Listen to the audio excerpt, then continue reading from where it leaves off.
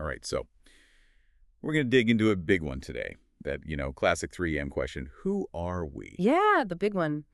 And our source material is a visual guide called Our Eternal Nature, which tries to answer that by basically splitting reality in two. A pretty clean split, too. Yeah. It sets up what it calls the earthly illusion on one side. And the spiritual truth Yeah. on the other. And it argues that most of what you stress about day to day is basically just part of the illusion, part of the stage set. Stage set, I like that. Yeah. But the source uses an even more striking image for the physical world. It talks about us being clay figures. Well, specifically what we aren't, it says humans are not fleeting creations or clay figures made by chance only to be broken and discarded. Okay, so it's pushing back against that idea. Exactly. It's actively fighting that, nihilistic view that you're just biology, you live for a bit and then you break. It's saying there's more to it than just crumbling. But let's be real for a second.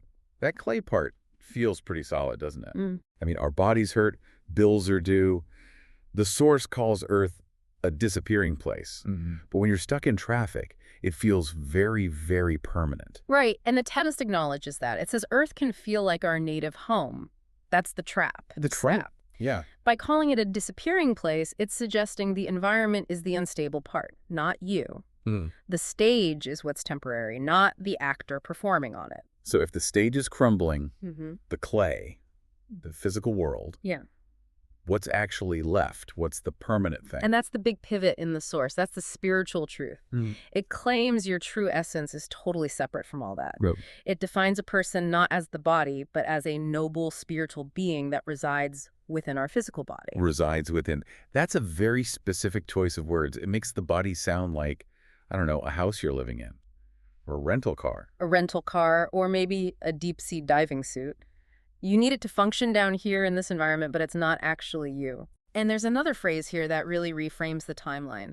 It says, we journeyed from our soul's true home decades ago to be born on this earth. Decades ago. That's interesting. We think of our start date as our birthday. Exactly. But that phrasing pushes your personal timeline back, way back. It's trying to snap you out of the now. It frames your whole life here, not as your entire story, but as, just a recent trip you took. So we're not from here, we're just visiting. We're expats.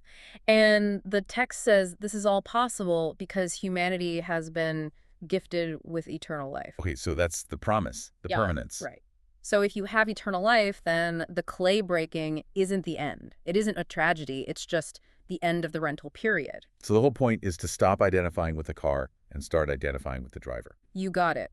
It asks you to see your life not as the whole book, but just as a single chapter. And a pretty brief one at that, when you think about eternity. So if we really take that logic seriously, that this physical world is just a disappearing place, it leaves us with a pretty challenging final question. If the stage itself is going to eventually crumble, what specifically in your life right now is actually solid enough to be worth holding on to? That is the question. Thanks for diving in with us. We'll catch you next time.